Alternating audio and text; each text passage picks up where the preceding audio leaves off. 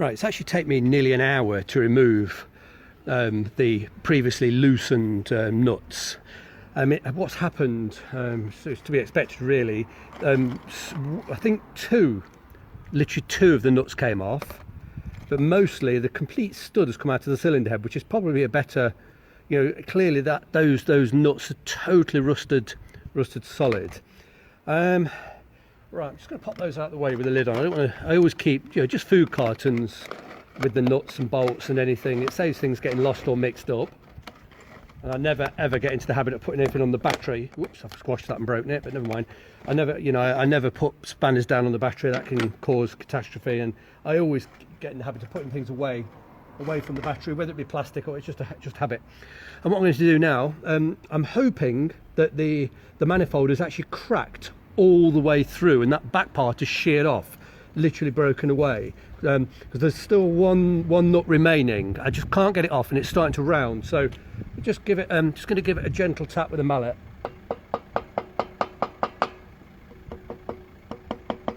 Don't want to bash it hard.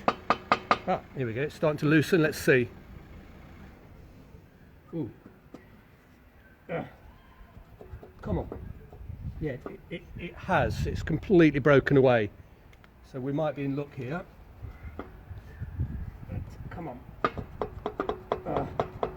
Come on.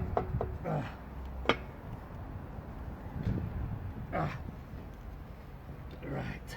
Bloody hell. Yeah. Can I move it forward enough? Let's have a look.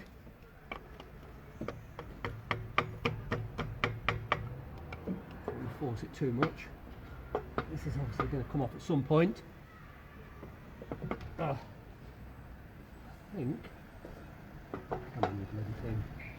Well, it's obviously going to come off, but it's actually held by that one stud there that's still in the cylinder head, and I don't want to force that stud out.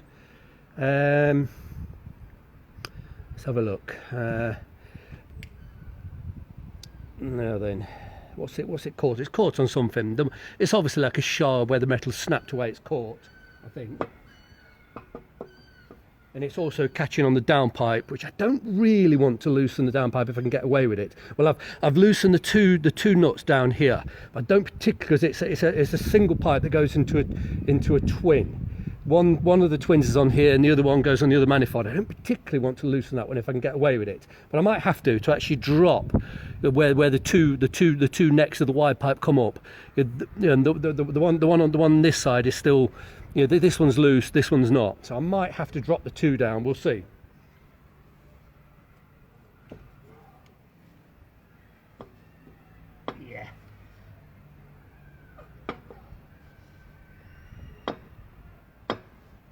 Yeah, if I'm going to avoid damaging that stud, I'm going to have to crawl underneath and loosen that side of the manifold and drop the Y pipe down. Let me just get the camera, see if I can zoom it in a bit better. I'll have to take the gloves off and I'll be able to show you what I'm talking about. There we go. It's on a tripod, so it's a little bit clumsy. We just slide the tripod down. Very awkward. I don't want to take it off the tripod. There we go, let's have a look. Now then, in fact, let me just take the camera out. I'm struggling, it will wobble all over the place, but never mind.